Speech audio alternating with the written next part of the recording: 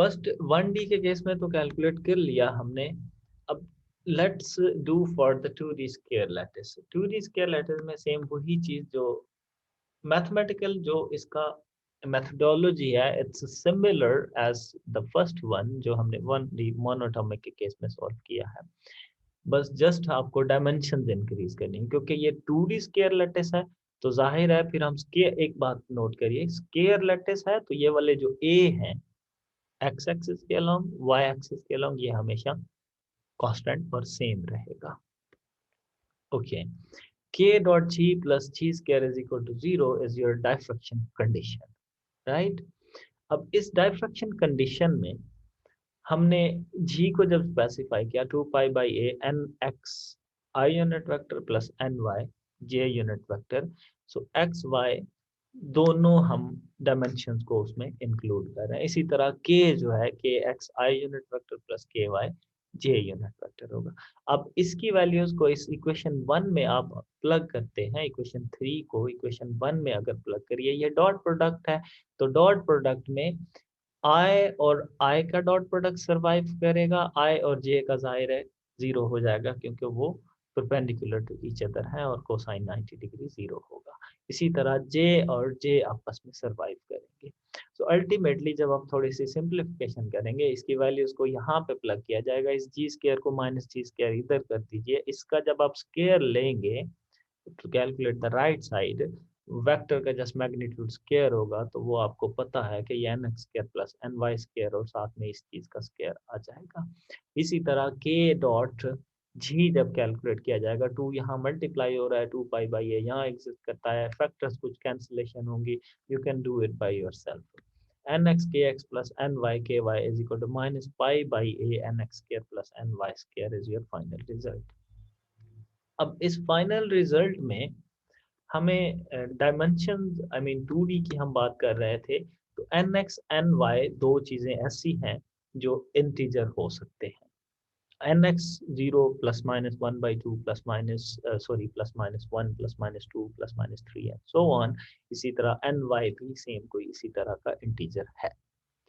अब अगर हमें यहाँ पे ब्रिलियन जोन कैलकुलेट करने हैं, जाहिर है क्योंकि के ही डिफाइन करते हैं कि ब्रिलियन जोन की बाउंड्री क्या है, जैसे हमने 1D में डिफाइन करवाई थी उनसे वैल्यूज प्लग करके, उसमें तो सिर्फ एक ही था इसलिए एनएक्स की वैल्यूज को प्लग करते गए थे। अब यहाँ पे कुछ कॉम्बिनेशंस के साथ हमें चलना पड़ेगा क्योंकि एन एक्स और एन वाई दो चीजें हैं, तो एक को कांस्टेंट रख के दूसरे को वेरी किया जा सकता है, या फिर हम दूसरे को पहले कांस्टेंट रखें और फर्स्ट वाले को वेरी करेंगे।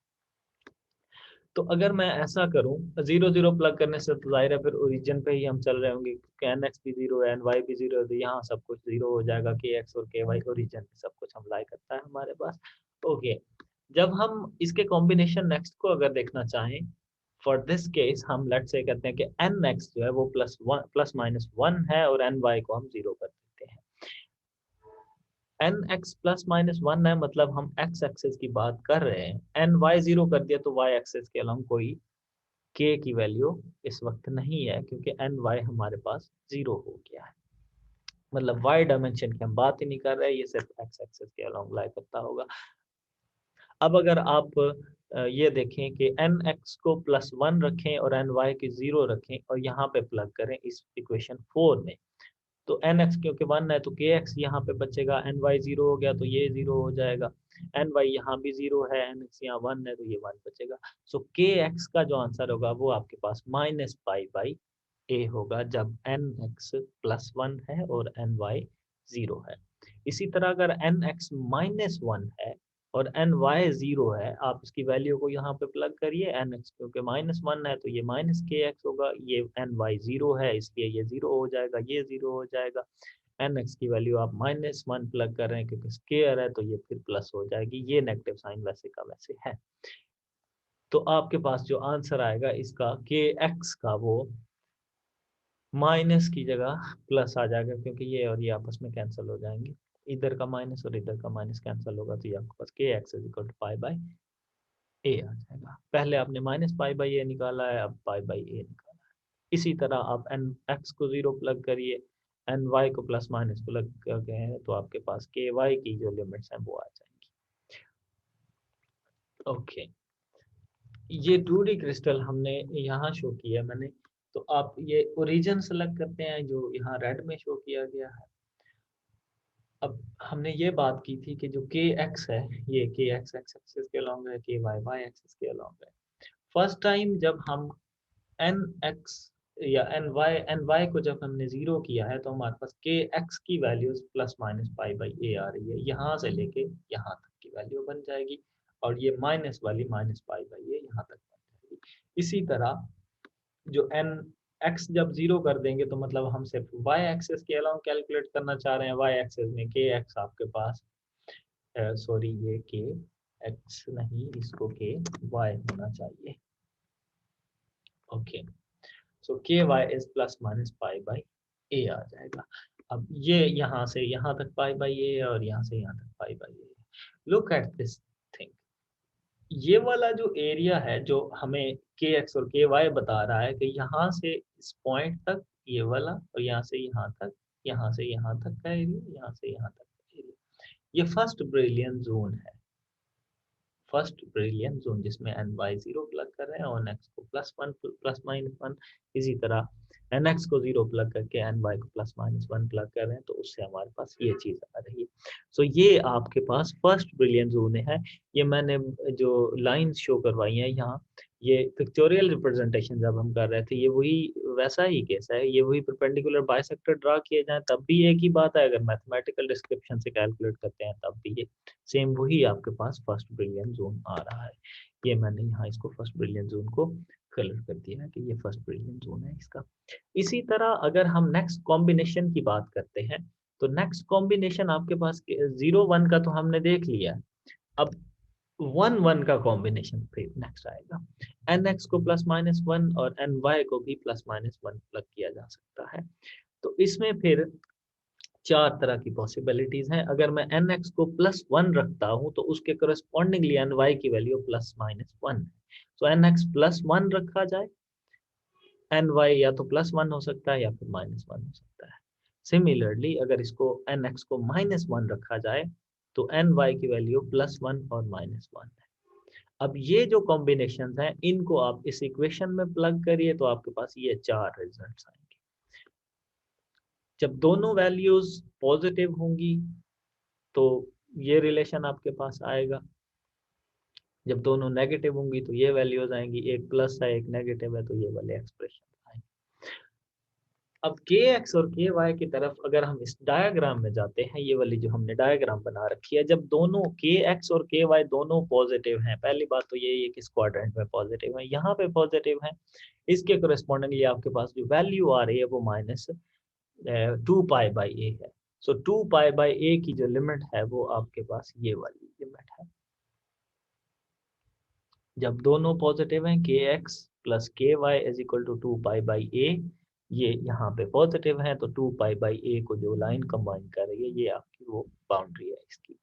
इसी तरह जब ये दोनों नेगेटिव होंगे, तो ये वाला साइन अगर आप इस साइड पे मल्टीप्लाई करें, तो ये भी नेगेटिव हो जाएगा, ये भी नेगेटिव हो जाएगा। ओके, या फिर के एक्स प्लस के वाई को अब दोनों को अब देखिए, तो ये नेगेटिव यहाँ कहीं लाई करता होगा, ये वाली बाउंड्री डिफाइन की जा रही है, और इसी तरह बाकी दो के करस्पॉन्डिंगली एक ये लाइन है और एक ये लाइन।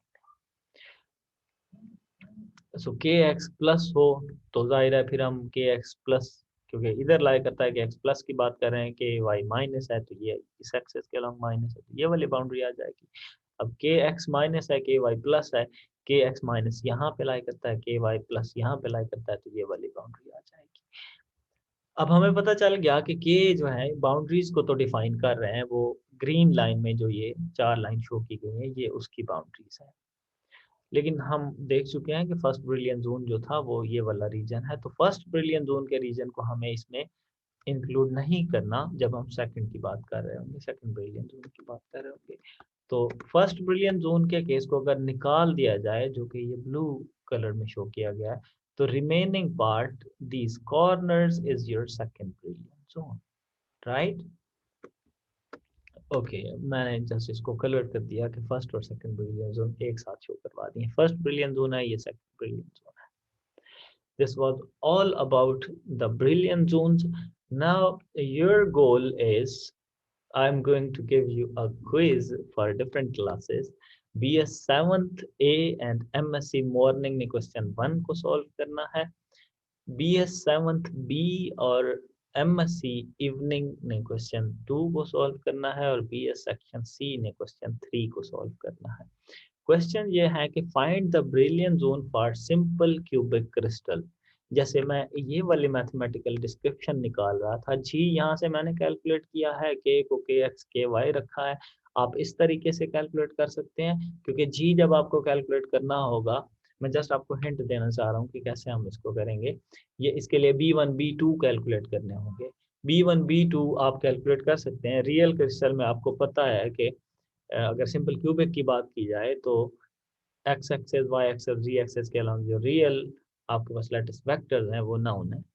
मैंने आपको लास्ट टाइम क्विज भी दिया था इसी के रेलिवेंट, BCC2 जो बॉडी सेंटर्ड क्यूबिक है उससे फेस सेंटर्ड में हमने कैसे कन्वर्ट करवाया था, वो उसका जो यूनिट सेल निकाले थे रेसिप्रोकल लैटिसेस में निकाला था।